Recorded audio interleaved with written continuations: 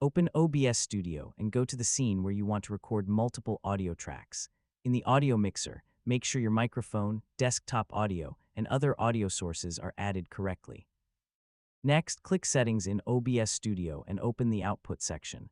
Change the output mode to Advanced, then select the Recording tab. Here you'll find the audio track options. Enable the tracks you want to use, such as track 1 for your main mix, track 2 for your microphone, and track 3 for desktop audio.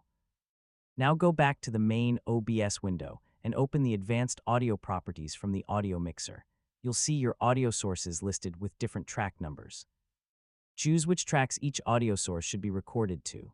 For example, you can put your microphone on track 2 and desktop audio on track 3, while keeping both on track 1 for a complete mix. Once everything is configured, start a test recording. After stopping the recording, open the file in a video editor that supports multiple audio tracks. You should be able to control the microphone and desktop audio separately. This setup is especially useful when editing videos because you can adjust your voice and computer audio independently without recording the entire project again. And that's how you can record multiple audio tracks in OBS Studio. Thanks for watching, and I'll see you in the next video.